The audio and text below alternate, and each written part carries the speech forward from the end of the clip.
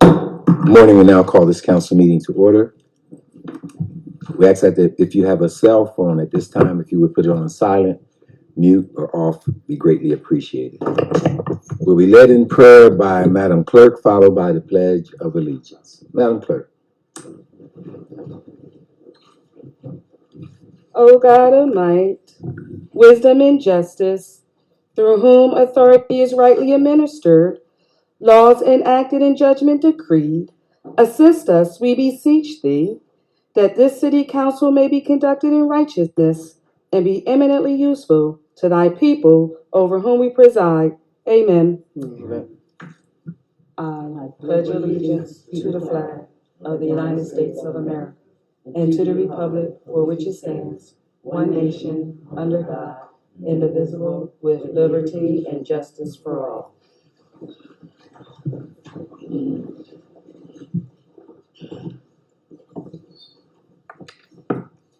Madam Clerk. Councilors Williams. Here. West. Yeah. Present. Roots. Here. Mayor Kirkland. Present. Move for the approval of minutes. So moved. Second. Thank you. Are there any questions? Madam Clerk. Councilors Williams. Yes. West. Yes. Roots. Yes. Mayor Kirkland. Yes. At this time, we open up the microphone for public comments on agenda items only. If you have public comment, we ask that you would go to the microphone, state your name, your address, and your public comments on agenda items only. Today, we're going to stick strictly to our 3-minute rule, asking that you would make your comments in 3 minutes or less. Hearing or seeing none, Madam Clerk. Resolution, whereas the following individuals have requested a handicap parking zone. Number 1, Eloise Costin, 619 East 21st Street, Chester, PA, 19013. Number 2, Diane Fletcher, 1316 Parker Street, Chester, PA, 19013. Number 3, James Wooters, 924 McAdams Street, Chester, PA, 19013. And number 5, Oliver Long, 446 Bradley Street, Chester, PA, 19013. Whereas after a thorough investigation by the Department of Public Works, it has been determined the aforementioned individuals have met all of the required criteria and have a need for said handicap parking zone. Now, therefore, the Council of the City of Chester does resolve that it does hereby authorize the proper city officials to install a handicap parking zone in the 600 block of East 21st Street, in the 1300 block of Parker Street, in the 900 block of McAdams Street, and in the 400 block of Bradley Street in the City of Chester. So moved. Second. Thank you. Are there any questions? Madam Clerk. Councilors Williams. Yes. West. Yes. Roots. Yes. Mayor Kirkland. Yes. Resolution, the Council of the City of Chester does resolve that it does hereby ratify the appointment of Elise Elam to the position of Building Compliance Monitor, Department of Public Affairs, effective May 4th, 2022, with all benefits applicable at the salary as provided in the annual appropriation ordinance. Said individual has successfully completed the 30-day probationary period. So moved. Second. Are there any questions? Madam Clerk. Councilors Williams. Yes. West. Yes. Roots. Yes. Mayor Kirkland. Yes. Resolution, the Council of the City of Chester does resolve that it does hereby ratify the appointment of Raheem McClary to the position of laborer, Department of Public Works, effective May 4th, 2022, with all benefits applicable at the salary as provided in the annual appropriation ordinance. Said individual has successfully completed the 30-day probationary period. So moved. Second. Are there any questions? Madam Clerk.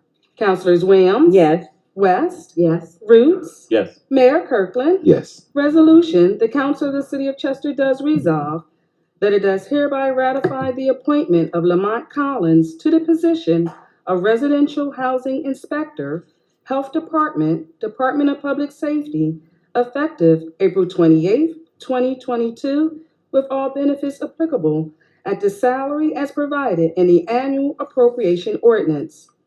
Further, said appointment is contingent upon successful completion of all certification requirements and submission of results to Human Resources within 90 days of date of hire. So moved. Second. Are there any questions? Madam Clerk? Councilors Williams? Yes. West? Yes. Roots? Yes. Mayor Kirkland? Yes. Resolution, whereas the City of Chester received payment for the installation of a handicap parking zone for Thurnell Hardy, 1110 Butler Street, Chester, PA 19013, in the amount of $25. And whereas, after a thorough investigation by the Department of Public Works, it has been determined the aforementioned individual does not meet the required criteria. Whereas 72 PA CSA Section 5566B provides for the refund of monies paid to a political subdivision which is not legally entitled to said monies within 3 years of payment thereof. Now, therefore, the Council of the City of Chester does resolve that it does refund to Thurnell Hardy the sum of $25, which represents reimbursement for the sum paid. So moved. Second. Are there any questions? Madam Clerk? Councilors Williams? Yes. West? Yes. Roots? Yes. Mayor Kirkland? Yes. Resolution, the Council of the City of Chester does resolve that it does approve and order payment of a series of bills and refunds as prepared by the Department of Accounts and Finance and is shown on expenditure approval list dated May 9th, 2022, attached hereto and made a part hereof, subject to approval from the Department of Accounts and Finance. So moved. Second. Are there any questions? Madam Clerk? Councilors Williams? Yes. West? Yes. Roots? Yes. Mayor Kirkland? Yes. Thank you, Madam Clerk. You're welcome.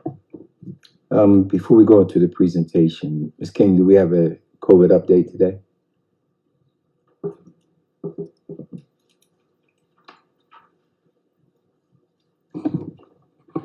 The Pennsylvania Department of Health reports that there have been 6,868 positive reported cases in Chester since the start of the pandemic. Since the last council meeting on April 27th, there have been 31 reported positive cases. After a slight increase in April, cases have begun to slowly decrease. The CDC reports that the Delaware County community COVID level remains low. Everest Urgent Care's hours for operation are Monday through Friday, 9 to 6:30, and Saturday, 9 to 5:30. They offer walk-in COVID PCR testing every day and walk-in vaccines and booster shots on Wednesdays and Thursdays from 9 to 6:30. If you need to schedule an appointment for a COVID vaccine, you can call 484-480-4700.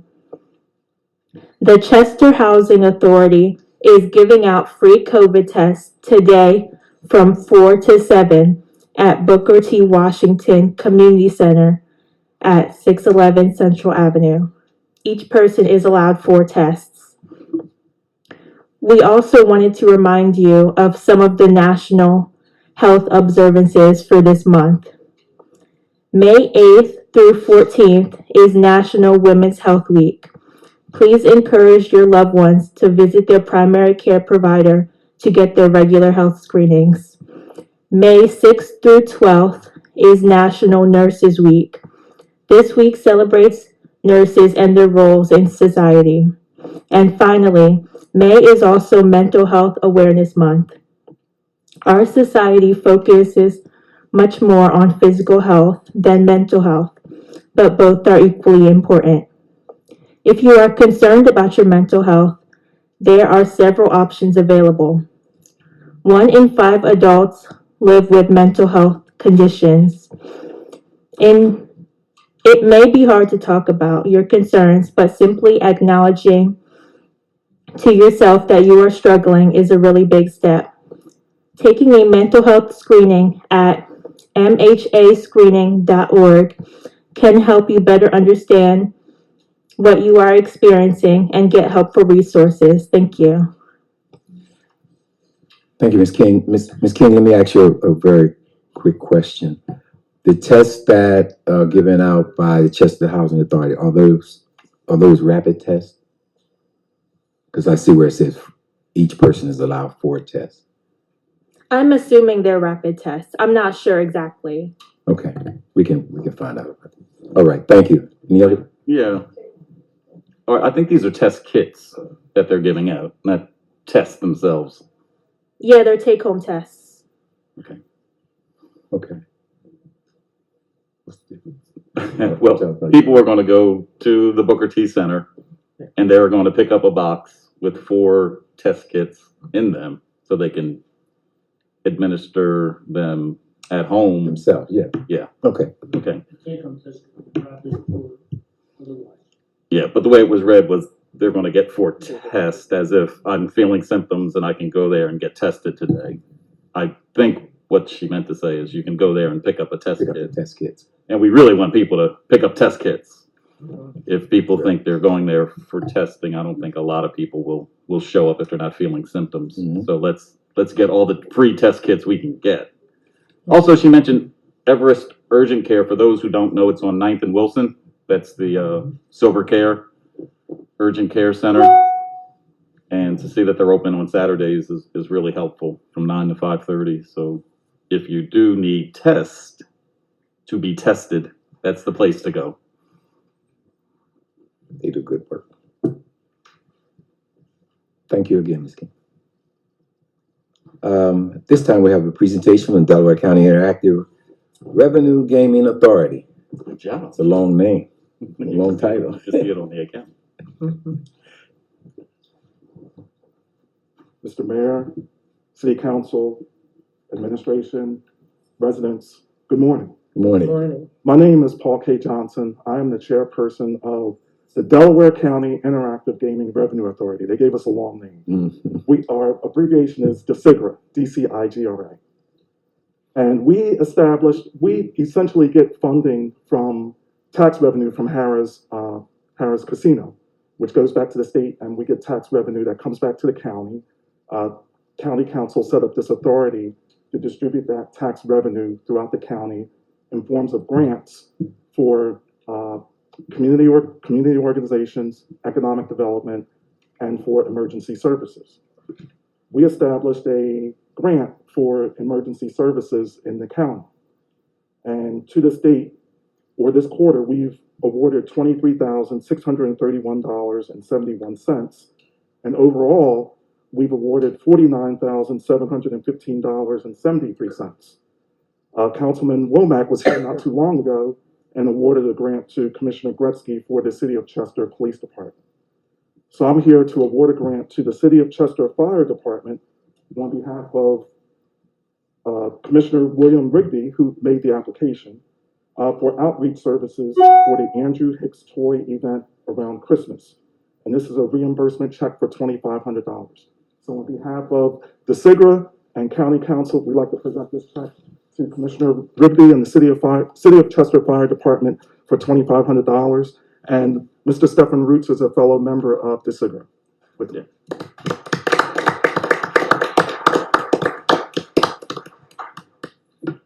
You're getting in the picture.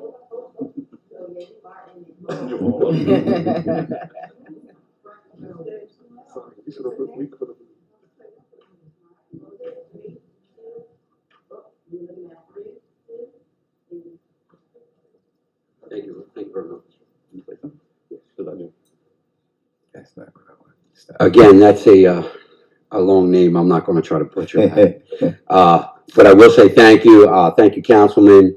And I thank you. I thank your board and all county council for their commitment to the fire department here in the city of Chester. That's not the first time that you guys have reached out to us, not just for your committee or the county, but we thank you again for the commitment, and we look forward, as the mayor likes to say, we kind of serve everybody now. So whatever we can do to help, our door's always open, and we're there to help everybody all over the county. And we thank you for helping. This will come in real handy with fire prevention and to keep that mission moving forward. So thank you again. Councilman? I've got to take this opportunity to say that as a board member of DeSigra, I had to abstain when it came to voting on awarding the grant to the fire department because I'm a city official. But with that being said, I just want people to get to know Paul Johnson just a little bit. He's a guy from Philadelphia but lives in Delaware County. This board was just set up in December of 2020. Yeah, that's correct. So we're not even 2 years old. I was honored to be appointed to the board by Delaware County Council, but I never realized how difficult it is to start an authority. There were 5 of us, myself, and 4 others. Paul stepped up. You have to choose officers. Paul stepped up right away and offered to be the chair. Of course, when you're in organizations like this, you say, yeah, you take it. We are really happy to have Paul as our chair of this organization because he not only looks out for being a great steward of the money that we're being given from Harris through the state, through the county to us to give away, but he has a specific focus to the underserved communities in the county. He insists that we seek grantees here in the city of Chester. The check that was received today is the $30,000 have come to Chester in just this time period that we've been here. There's another round of grants that are open now until it's rolling. It's $100,000 for youth serving organizations for the most part. Go to dcigra.org, DCIGRA.org. Delaware County Interactive Revenue Gaming Authority.org. At the top of the page, you'll see grants. Once you hit there, you'll see the grant application. And it's first come, first served for the most part. If you meet the criteria, the grants are giving out until the money runs out. So just really proud to be working with Paul. Get to know Paul. He loves us down here. So thank you, Paul. And that's Cigra, C-I-G-R-A. It's right here. So just take the first, there we go. Oh, okay. dcigra.org. It's a Okay. strange name. Oh. I'm the treasurer. You should have seen the trouble I had at TD Bank trying to get all that on the account. It took us a couple months to even get a bank account started with all those letters. But again, it's 1% of gaming revenue that comes from Harris, comes to each county that there is a casino in the state. There's another organization just like this in Erie, Pennsylvania. They've been around for a few years, so we're kind of looking at them and figuring out how to do things. But we've got a really great board. Doreen Story was the other Chester member that was originally on our board. She's moved out of the county, but with her help and a really good selection of board members, it's the easiest board to work because we don't have to raise money. Money comes to us. The hard part is just setting up the authority, and that's been most of the work, but the fun part of the job is doing things like this, giving out checks all around the county. And our emphasis are in the underserved communities. That's what our mission is, to focus on our underserved communities. And Chester is that. So come on, Chester, let's apply. Well, we've already fallen in love with Mr. Johnson. Yes. Keep the gifts coming. Thank you once again. Thank you, and Councilman Roots. Thank you both. At this time, we're going to open up the microphone for public comment. We ask that as you go to the microphone for your public comment, that you state your name, your address, and your comment. And, I'm sorry, one commissioner, there was something we needed to address today concerning our firefighters. It slips my mind. Didn't you guys do a rescue? To the 25th, okay. All right. We'll wait. We ask that if you go to the microphone, you state your name, your address, and your comment or concern.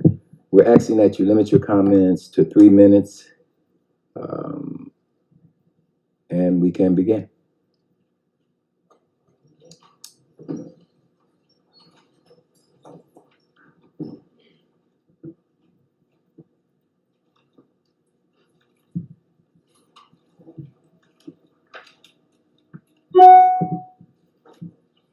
Bridget Flynn, 917 Upland Street. I was here 2 weeks ago and I addressed some things. One thing did get addressed. I want to bring up 291. Is anything being done with regards to the amount of traffic that's on it? Last year, when the construction was going on 95, we had multiple fatal accidents down there. And then last week, we had that really bad one. That same day, I was trying to gather up a loose dog, and one of the big trash trucks threw on his horn and blew through the light at Highland Avenue. It was a red light. He just kept going. He couldn't stop. And this is, I mean, like today I was driving down it and people fly past you. It's not a highway. What can be done? Commission.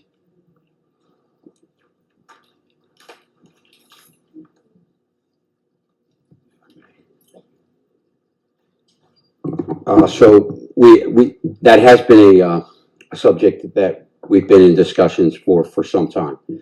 We've been working with PennDOT, going back almost 18 months now, and we recognize the fatalities that were experienced along 291.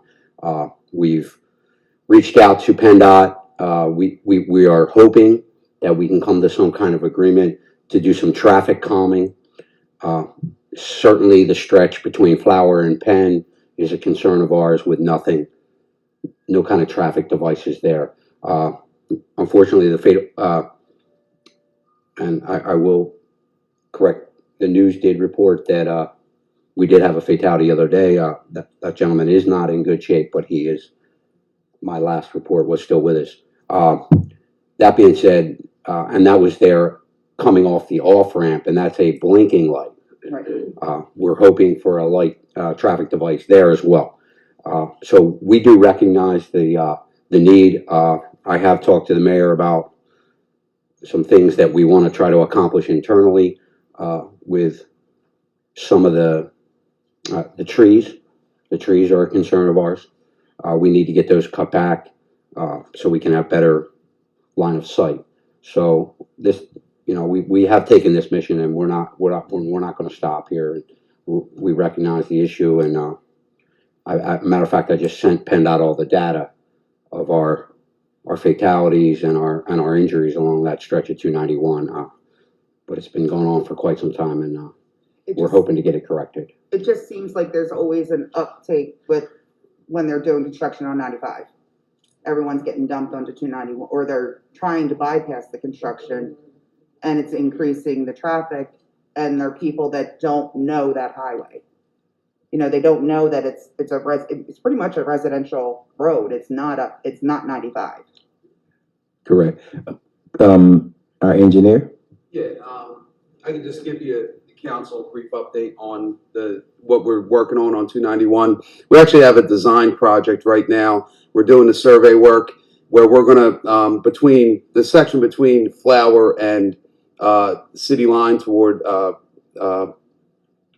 Trainer, that section is going to get, or Highland Avenue is going to get, we're looking to put a median in, and also traffic calming work, such as RFFBs, traffic signals, and RFFBs are rapid reflecting flashing beacons to help with people crossing, but it also acts as a traffic calming measure. We're also looking to put some striping in the roadway for 25 miles an hour, or the speed limit 35 miles an hour to help let people know the actual speed on the roadway. So that project is ongoing. It's got to go through a permit process, but that is some of the stuff that we're working on now. There is also a project on Rainey Street that is going to start construction within the next, I'd say, about 4 weeks, which will also provide a little bit of relief at Rainey Street. But long-term plans, we do have long-term plans to improve 291 to make it, a better roadway, safer road. And Mike, this is you, the city, working with the state, because the. Yeah, we work with the state.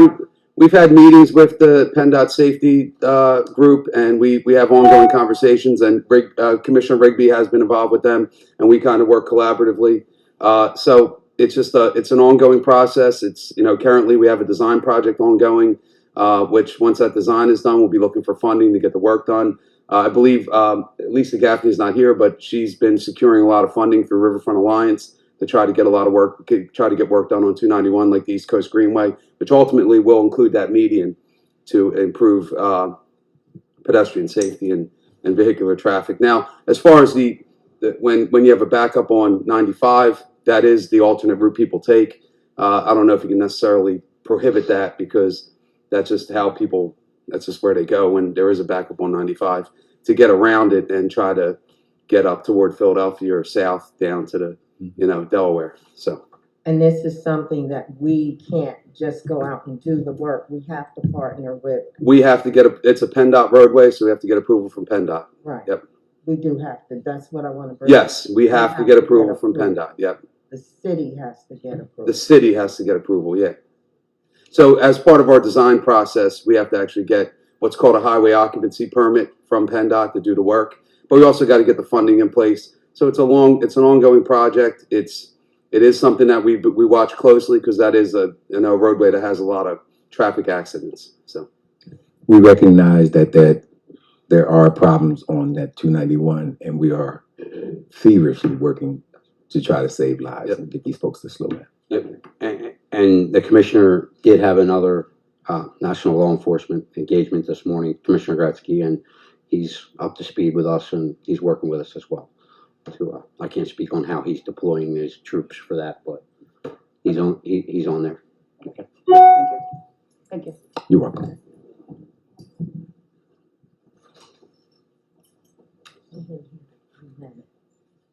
Good morning. Good morning. Good morning, everybody. Rita Littleton, 330 West 9th Street, Chester, PA. I have a series of questions since you guys are talking about PennDOT. I'll just jump first with that one. PennDOT has been very strategic about responding quickly to the residents.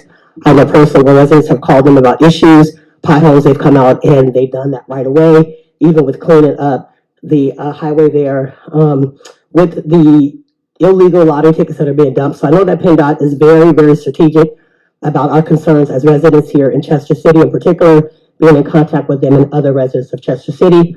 I'm just wondering, what is the process? Why does it seem to be taking a long process with the city, who should have more of a connection with PennDOT?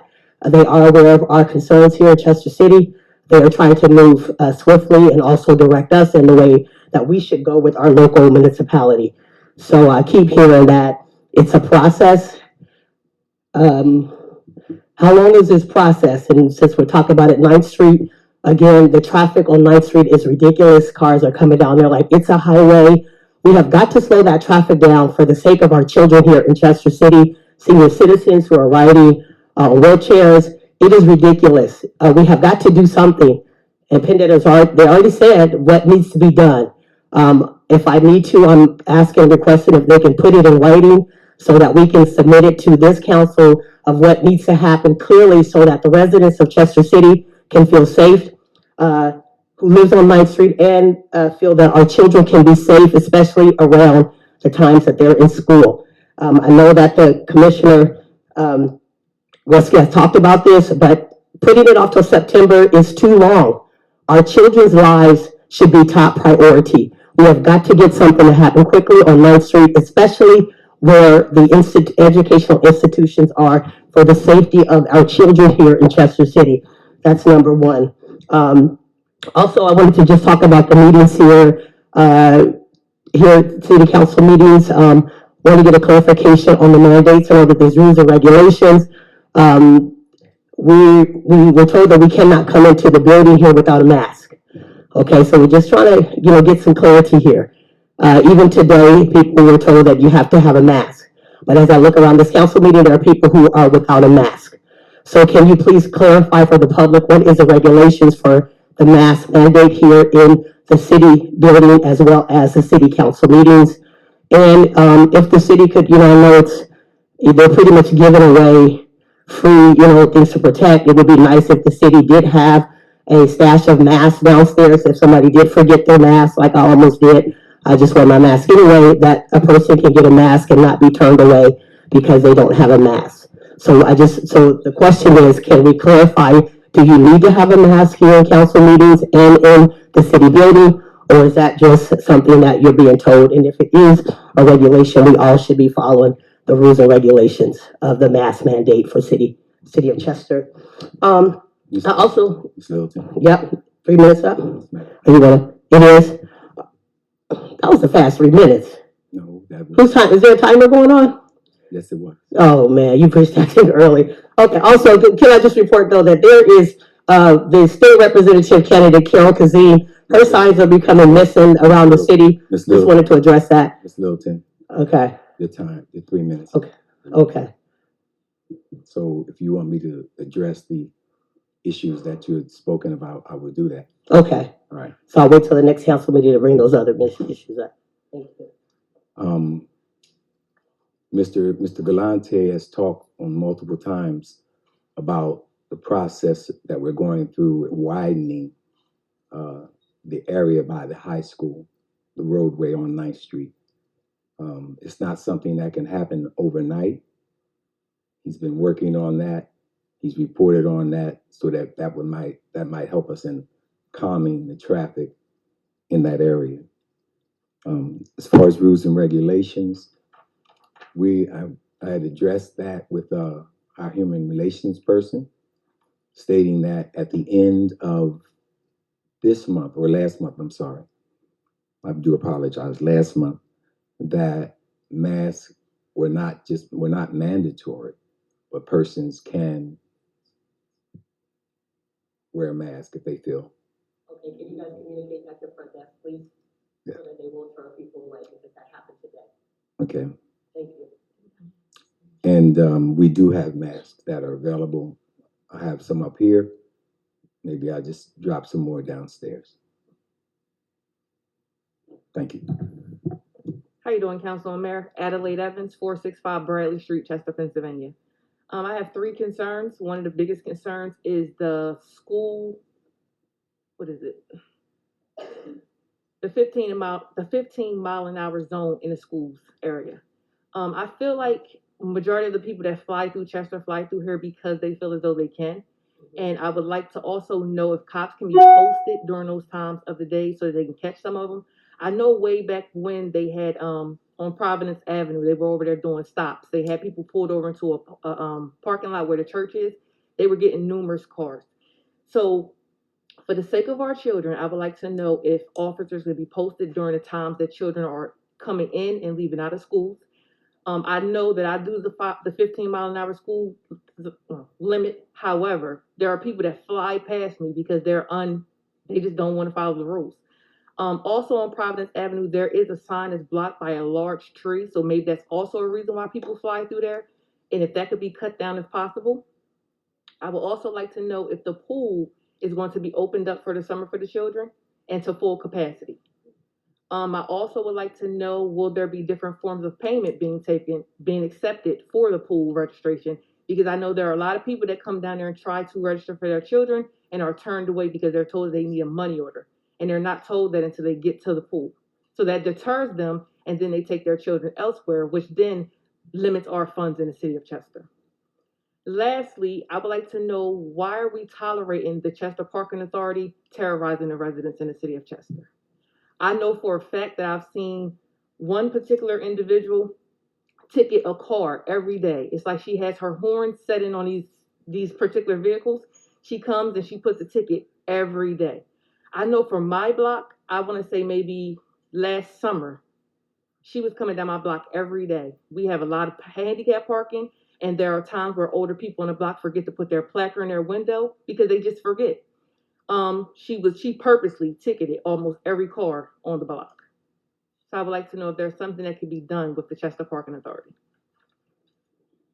And that's all I have. Thank you. Thank you. Adelaide, Give me your address again.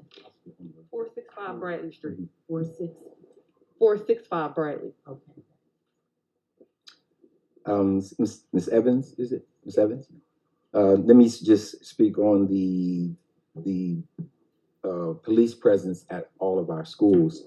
We would love to be fully manned and or woman when it comes to our police department.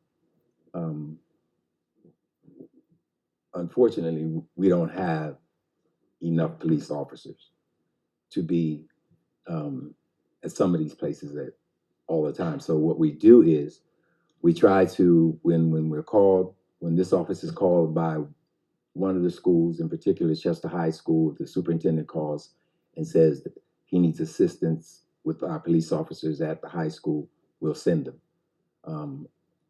What we would like to do,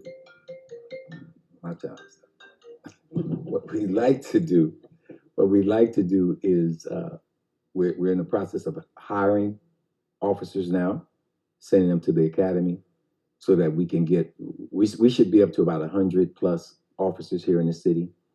We're not there. And unfortunately, it's not just the schools. We have persons that are driving like they just crazy throughout. And they just have no regard for the law.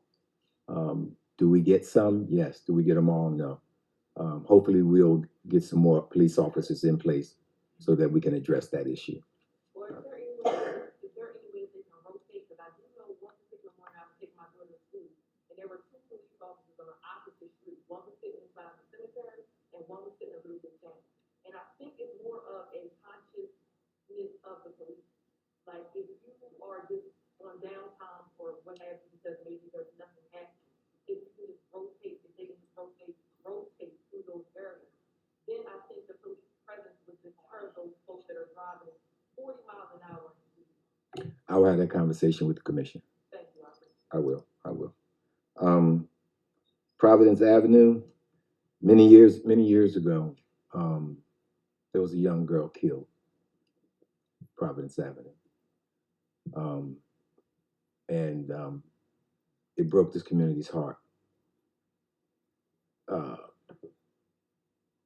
We stood up, protest, came to council until they provided us with a crossing guard and a flashing light.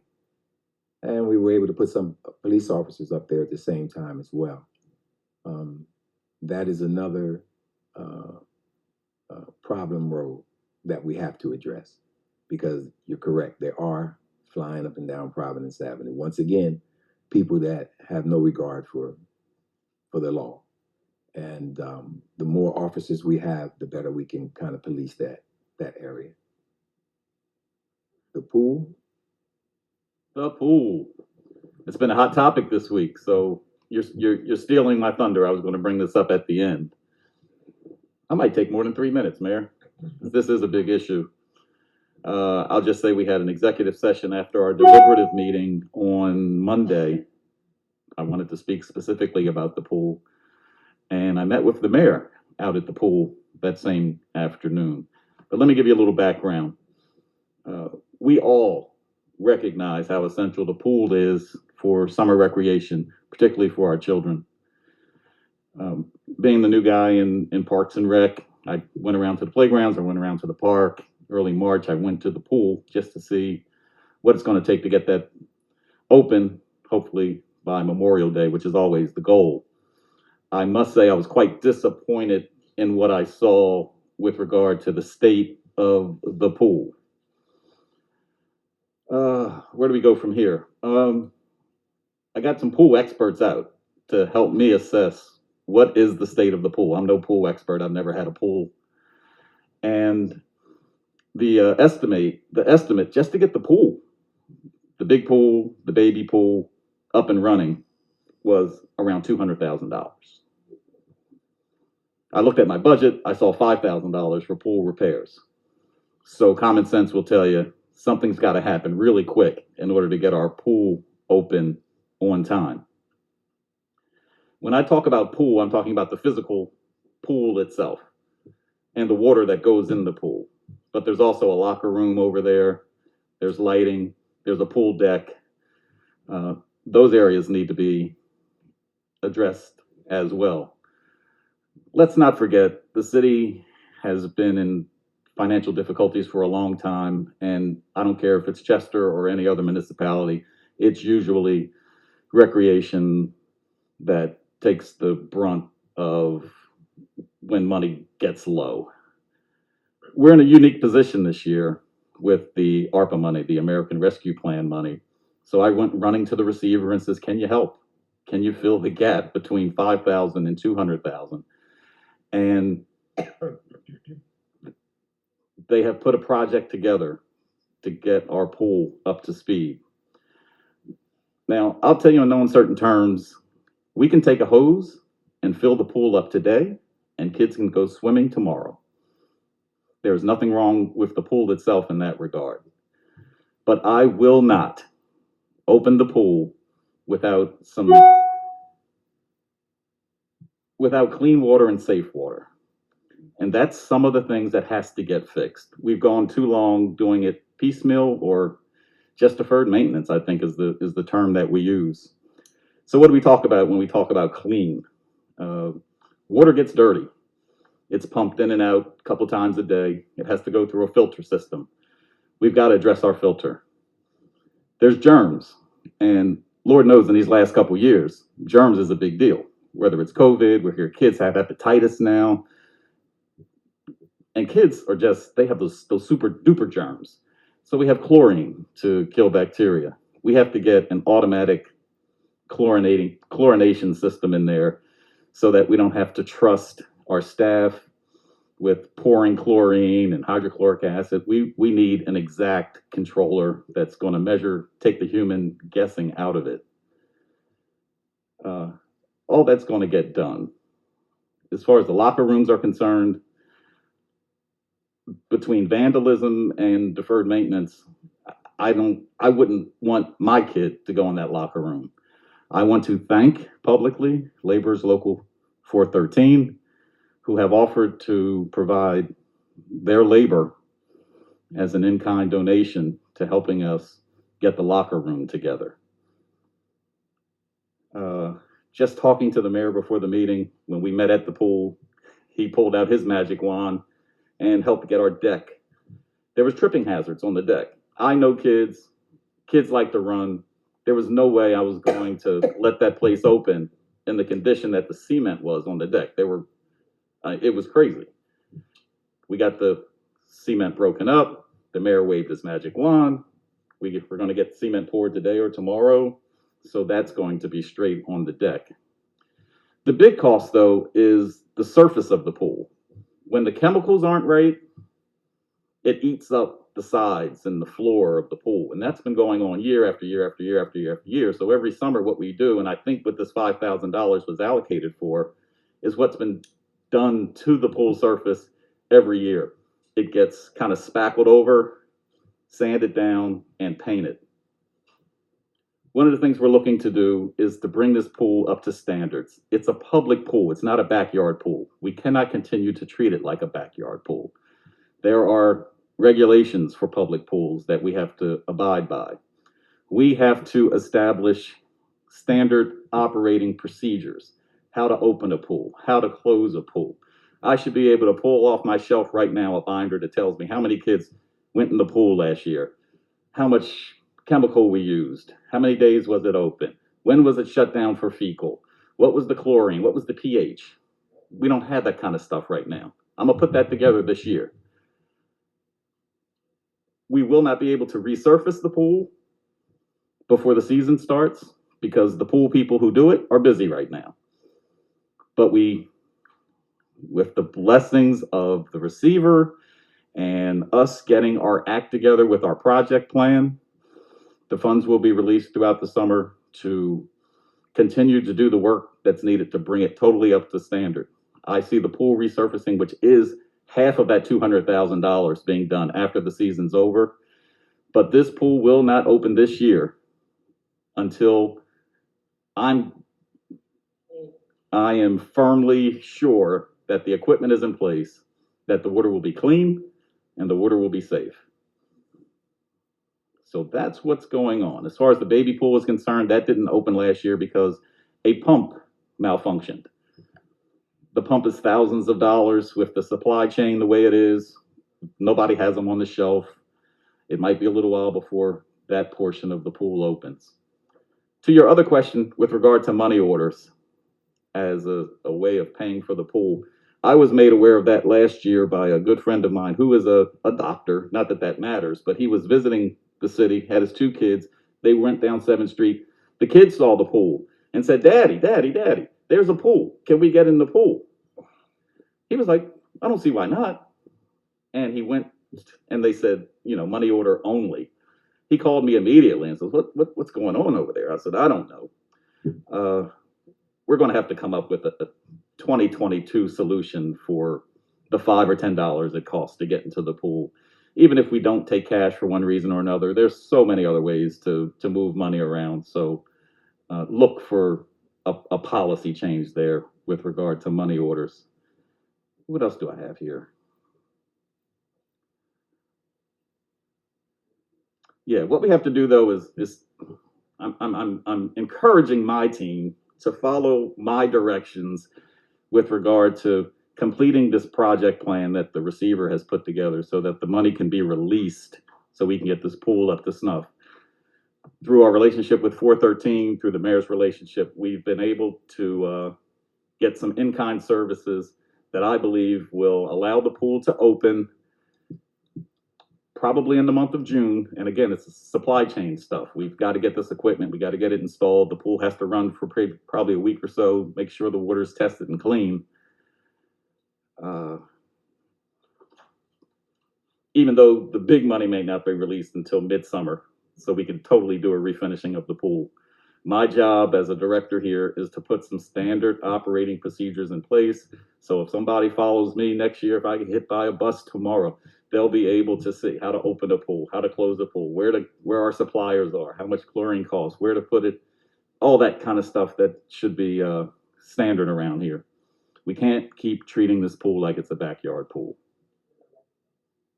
So that's where we are with the pool. Ms. Evans, is that? Thank you. Also with the, tree on Providence, you said there was a tree blocking your sign. Where, can you give me the exact location, cause Mr. Alexander is sitting behind you.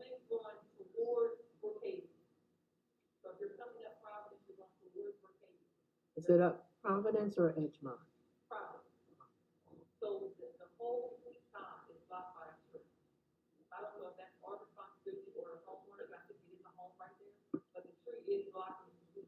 Mhm.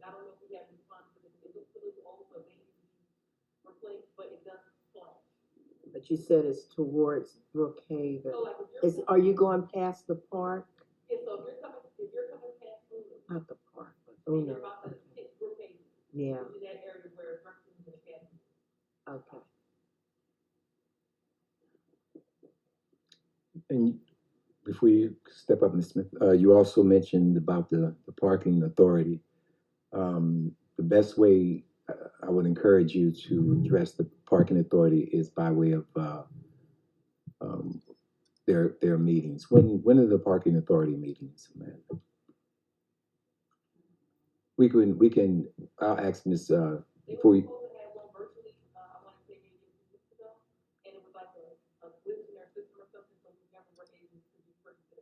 And the executive director of the parking authority was out with some surgery, but he should be back in very shortly.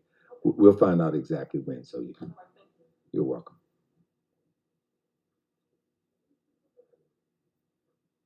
Good morning. Good morning. Morning. Lydia Smith, 930 East 18th Street. I'm just coming back for a follow-up on Washington Park as far as those trees and limbs that are still, still there. And it's getting warm out, and our children love playing with sticks. And you got a lot of sticks for them to play with. So what is the status of cleaning up the sticks that are still laying there in the big tree trunks and all those good things that are hazardous to our children. I believe that question is directed to me. Well, I just opened it. I understand. Okay. The tree branches that are in Washington Park, we have a similar situation in Sun Village Park. I don't have an answer for you right now. We don't contract with tree removal companies. Our public works people are here. They can tell you the limits to which they have equipment to cut this stuff down and move it. I haven't gotten, any resolution there. As a kid, I don't think too many kids are. I think kids more so avoid that, piles of big trees. Oh, no. You're wrong, buddy. Okay. I may be wrong. You are wrong, I can tell you But if that. there's playground equipment and falling down trees, I think playground equipment is what they prefer. But to your point, I do not have an answer of when those limbs are going to be removed. They're not limbs. If they were limbs, we could remove them. But you're talking about big pieces of tree. No, I'm talking that about are small hanging. limbs. I'm talking about limbs where you can pick up and play with. They've been stacked to the sides of the trees. They've been piled nicely, but you need to remove them. Piled nicely can cause it can cause some other issues. I'll say it that way. So I'm not talking about just the big logs. I'm talking about the little ones they're stacked nicely, but that's not what it's supposed to look like, especially on the residential side of a park. So you can just remove the small ones. That'll be a plus start. But you need to do something about them big logs and get your heavy. Yeah, since you said you ran to the receiver for getting that money for the pool, can you run to the receiver to get some money to get them trees cut down? You don't have to answer. That's just a question on the floor. I understand. I will be talking with my public works people to see about the little twigs. Yeah. I know we have mulchers that I believe you can mulch them, take the chips and put them out on playgrounds. That's some of the work I've kind of assigned. It doesn't seem to have gotten done yet, but to the Parks Department's credit, they're out there cutting grass like crazy. They're doing a very good job on that. I give them kudos on that. I'm just talking about the cosmetic parts. I understand. And you don't want to mulch them and just throw them on the playground, because they got to be some kind of treated wood. You can't just let children play in that kind of wood. Yeah. So Just FYI. okay. Well, thank you All for right. that. You're welcome. And just one other question: what's the status of the health department here in the city of Chester? Is the county getting ready to make some moves, or what? And that's, The county has been working to, well, they've taken over the health department. They've created their own health department. We still have persons in place here in the city as far as our health department. Will that probably eventually be dissolved as per the receiver? Yes. Certain personnel will be. okay, like inspections because that's part of the health department. Yeah, no, not inspections. No.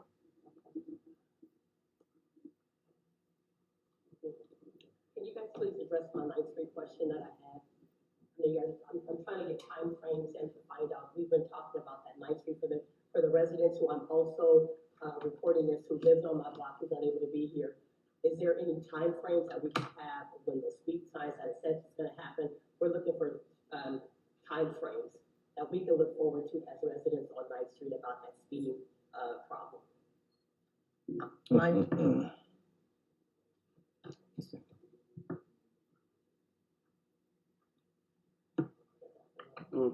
Hello, my name is Harry Crawford. I live at 3315 Carter Lane. And the 9th Street problem is a very serious problem. As I had explained earlier in coming to council, my sister's car has gotten hit 5 times. Well, just very recently, within the past 2 weeks, the car has been totaled of people flying down 9th Street too fast. There should be a way to at least stagger the lights So people just don't have an open run from just by Crowland Street all the way down to the Avenue of the States, just to at least slow them down a little bit. The next question is, how long does it take to have a pole light repaired? I called back in April, I think it was about April 18th, April 14th, and I can't seem to actually get the one in front of my house fixed. Is it the pole light, like with the, Pico Yes. pole Mm-hmm. with the light fixture on it? Yes. And you said you called back in April? I called actually April 18th. And the poll number is 8591. 8591. Mm-hmm. I'll check on the status of that. Okay. And that's pretty much all I got. Thank you, Mr. Crowe. Once again, we are working, I know our city engineer is working feverishly concerning 9th Street.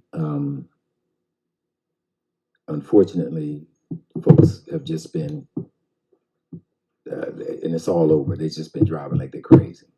I'm just being real frank and upfront. They've been driving like they're crazy. You have to be a defensive driver, not just here, but all around now, it seems like.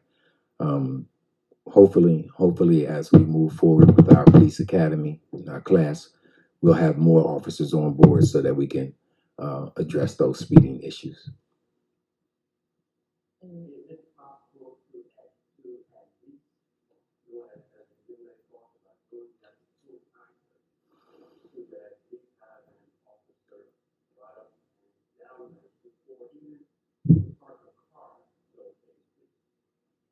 We have officers at the high school.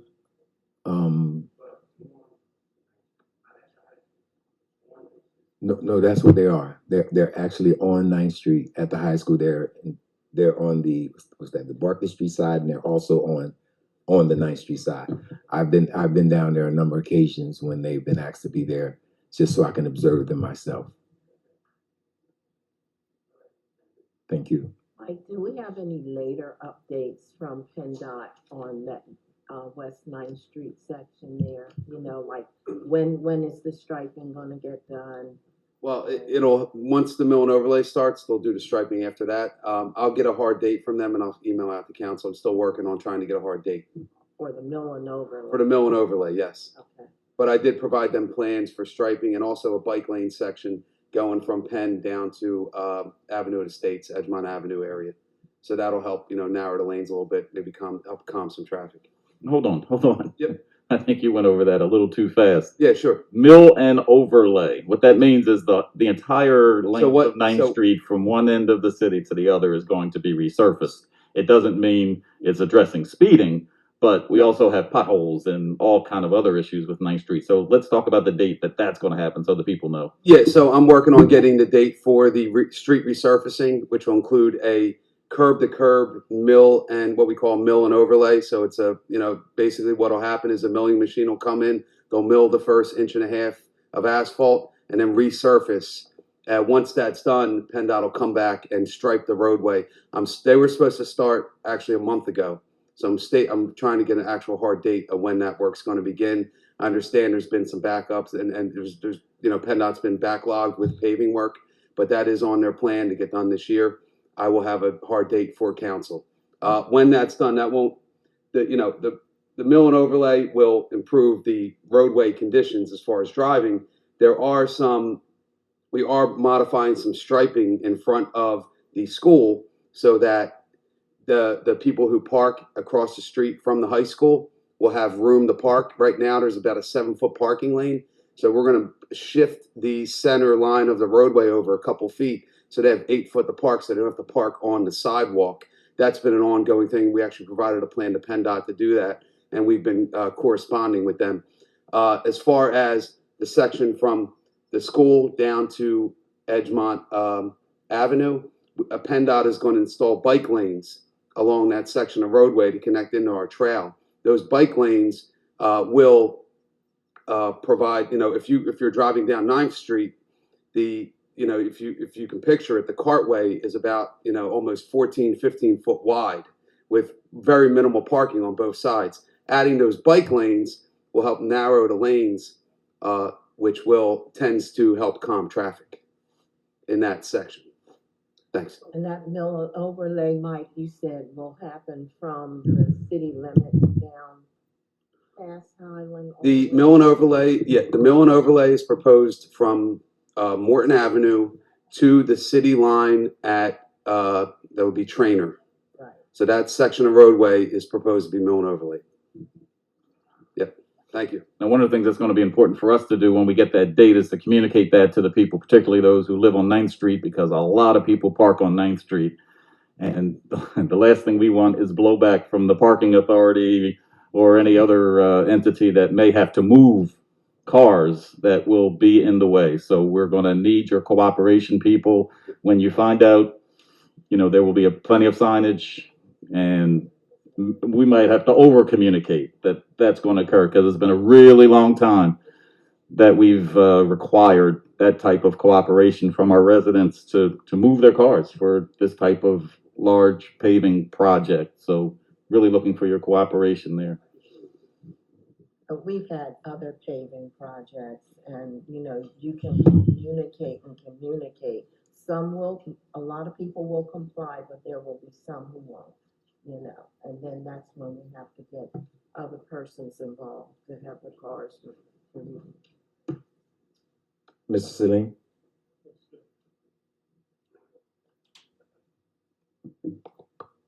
Good morning. Good morning. Yes, yes, it is a good morning. We want to, my name is Amin Abdul Salim. I live 240 Patterson Street here in Chester. Excuse me for coming like this. I was not planning on coming, so I just came.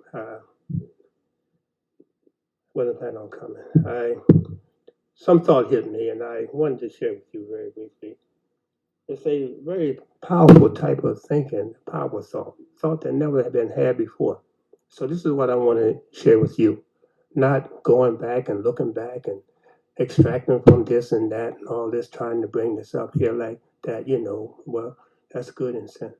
But to see, not see, but to see some thoughts that have never been seen before, never been heard before, and never could imagine before, those thoughts. And if you will, sir, Mayor, I've been dealing with this, as you know, a number of years, 50 years, matter of fact. I haven't saying, sir, 9 mayors I've been making these comments. And guess what, sir? All's coming to here. All's coming to here. So we want to work with what that we're going to see. And how you see that is with the heart is on God and all. And our hearts are coming there. I'd just like to share with you, sir, and we want to calm down and gradually, God say, go down gradually.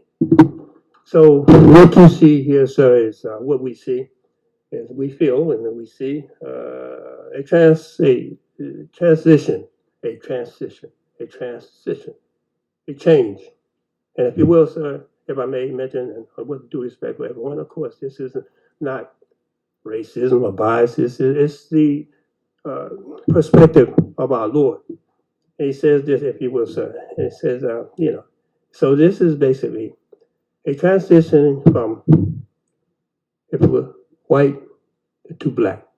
White to black. Now, this is Bible speaking, the top should be raised, the bottom top, the first should be left, and the front, so forth. I want to put it in the right way, and the last should be first should be left. This is that. So we're into this, we're going into this.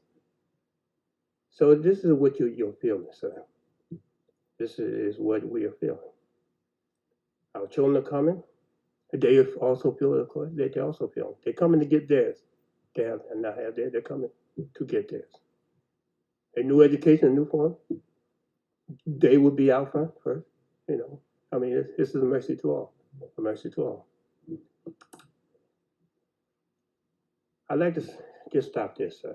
I'd like to stop there, inshallah, God's willing. But, yes, sir, I just like to stop there. It says, he who live long will see much that will grieve him. And there's a lot of long, done all the way up to the point that, yes, sir, I'd like to stop there, sir. Thank you very much. Thank you, Mr. Sewell. Figure out how to stop it. Thank you, Mr. Salim.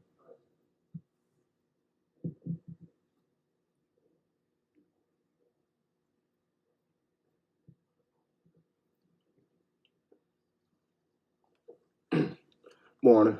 Name's Geo Stockman, 209 East 13th Street. How's everybody this morning? I only got two things and kind of spoke to them already, but I just wanted to add something to it. As respects to the pool, I heard all of the prices and whatnot that it's going to cost the repair and the time frame in which they saying. My question, and to nobody in particular, is one, how is it that the pool got to this state of disrepair that it takes hundreds of thousands of dollars to open it back up? That's one. And the second part is, being as though that it's not going to open this year, what things are being put in place to replace that as an avenue of recreation for the kids out here, being as though we already limited, and that was one of our main recreational things. Is there anything that's going to be able to be put in place to funnel some of that, being as though it's not going to be open this year? And the last thing, if there's any way that somebody can give us some help in the William project with getting these basketball courts back up down there. As I was saying with recreation, we know that recreation in the kids leads to less crime. I'm not understanding where the philosophy is coming that recreation is going to bring more crime. We already got crime with them nothing to do. We're trying to get them something to do, and I need somebody to get us some help with that. Like, we're getting a lot of pushback, getting these courts back up. We're trying to get a league started down there for the youth down there from 8 to 14. We need the courts up. So if somebody can help me with those things. All right, let's start with the pool. Good questions. Maybe I wasn't clear. I do see the pool opening this summer. Okay. Like I said, the pool can open today. We could put water in the pool and you can go splash around all you want. I wouldn't put my children in that pool because we do not have the controls in place to clean the water and disinfect the water. Right, real quick. That's what I'm saying. Okay. I get that. That's saying that and respect that it's not going to open, because you're saying it can open today, but the water's bad and you're not going to open it until it's good. So it's not going to open. So if it's not going to open, is it something that we're going to have in place? I'm not saying it's a bad thing that it's not going to open. Our kids' health is safe. That's paramount. So we need you to get it right. I'm not saying like rushing you or nothing. I'm saying, is there anything moving forward we gonna have in place for the? All right, let's restate that. The pool could open today. I am not going to allow the pool to open until we put in place this chlorination system and get our sand filter fixed. That's going to happen. Now, it's going to take a couple dollars. The mayor has kicked in to pretty much get most of that work done. I believe the pool will be open in June once we get those things in place. My number one concern is that the water is clean and safe. All the other stuff that has to go on, we can get working throughout the summer, fixing the cement, fixing the locker rooms. We have to wait till the pool closes in the fall to resurface the pool. My only issue is that I want it to be clean and safe. I wish I could say it can open today, but it won't open today because I'm not going to put water in the pool today. I'm getting the equipment. We're getting the equipment. We're getting it installed. I can't give you a firm date, but the pool will be open in June.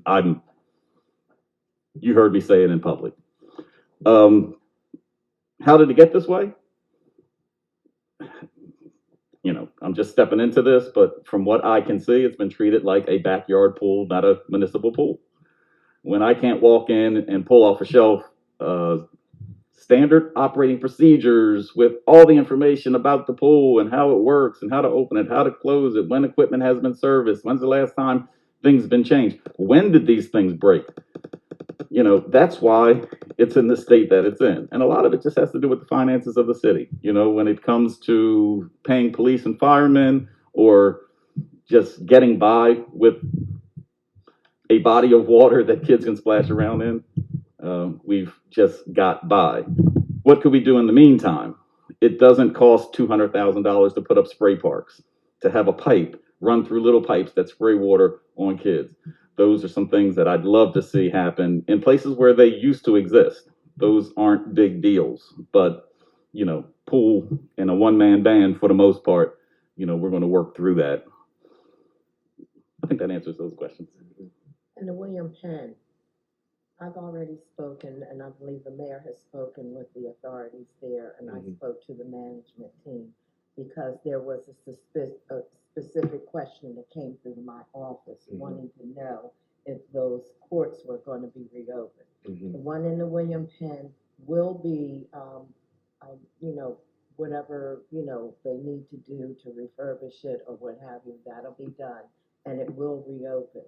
But if there are any, like, the problem was the reason why it was closed down because some of the adults who were involved in some things, you know, made it impossible for the children to be there and play safely. Now, there were some problems down there, and they closed the courts down. But they're going to reopen them because they know that there's a great need for recreational activities down there. And we do want you to be able to provide, you know, have the leagues and all like that, the competitive sports and what have you. But if they see anything like before, they will reshut them down. But yes, they do plan to open it up, and it will be opened up in time for the season, this summer. May I speak to that real briefly? That's the answer that I get, that we get often, right? And my only response to that is this. They took the courts down. So now it's a concrete slab. That's where they're at right now. They're down there right now. Like when I leave here, when I pull down there, I'm going to go down there and convene with them like I do every day in my community outreach work. That's where they're going to be. We just had a football game on the basketball court. So if we're utilizing this space, it's not like this space is being banned. It's not like they're saying nobody can be there. So if we can be there and we can convene there, I don't understand the logic of a court not being there if we're using the field anyway. And that's the general consensus of the pushback we're getting. They're blaming it on crime that isn't even happening, or crime that previously happened. Like, when are we going to give them a chance? And even the young ones. Told when I called. Oh yeah, I'm not. It doesn't come under me. Oh yeah, I wasn't coming for you. I wasn't coming for you, know, Ms. find West. out Mr. because Stockton. I'd like to see I wasn't be coming able for to you. I was have a saying, court down there too. could y'all voice this argument for us when y'all speak Mr. with Stockman, me? Yes, sir. what we're going to do is this. We've had conversations, as was stated, with Mr. Fisher, Yes, sir. and I've had conversations with both the Shaw brothers as well as yourself, because the goal is to do what we did when you was that high. Absolutely. To provide these young people, both male and female, with an opportunity to interact in a safe and healthy environment. Absolutely. Safe and healthy environment. So we are pushing towards that goal, and we're expecting persons like yourself. We've talked to both the brothers, Zane and Jamar. We've talked to both of them. We're expecting you to provide these young people with the leadership they need. Absolutely. Down there in the William Penn. So it's not like we're trying to hold back. We want it to happen. I want to be able to come down there and film to see you guys Absolutely. receive the same thing that you gave me when you were little. Absolutely. Absolutely. No, you don't want to absolute that. Y'all were terrorists. No. The other thing is, You ran a league down there, and it was dope. You the only person that came down there and ran a league down in Wilmington. I tell people this all the time. And I appreciate you. The other thing is what folks fail to realize, even with the pool, 2 years of a pool being dormant, being completely dormant, brings on wear and tear. The weather can be very brutal to concrete and any other type of surface, especially when it sits for a 2-year period and you don't have the staffing to properly weatherize it, nor do you have the funds to. The pool is not a young pool. Right. It's not a new pool. That pool has some age on it. We would 1999 to be exact. Yeah, and we would hope to, we would love to not have to put that kind of money into the pool, but we do want to see the kids in the water this year, and so we're working to that end. We don't want the kids to think that they're not going to be swimming. We're going to do what we need to do. Council person's going to do what they need to do to make sure that pool is up and running and safe for all of our kids, so that they can enjoy this summer. And hopefully, we will be looking to some time donors next year, and we can get ourselves a brand new pool. That would be nice to have a brand new Olympic-sized pool down in Memorial Park. So that's the goal. That's the goal. We want to see our young people and their families in safe, healthy environments. Appreciate y'all time. Thanks. Appreciate you. Good questions. Seeing no one else at the microphone, yes, Councilwoman Williams. I'd like to say good morning to everyone. Morning. And in reference to the pool, I'm going to do my best to have that pool open for our children this summer. I will work with the councilman on getting that pool ready, because we have brought it up to par every summer. We do what we have to do. Okay, so I'll work with you. Also, I would like to thank Mr. Johnson. Thank you so much for what you brought us today. And Councilman, thank you for bringing Mr. Johnson to us. Thank you. I had some good news, some news that I'm quite sure my community will be happy about. In the last year and a half, we have served over 1,329 rental assistant constituents. So I'm very, very proud of that. And now it has changed the time has changed to every other week. So you can still call in, put your appointments in, and the funding is still there. Also, there's funding for the mortgage. Anybody that has a mortgage, there's funding up there for that, and they're quick. So I've got feedback back, and it's positive.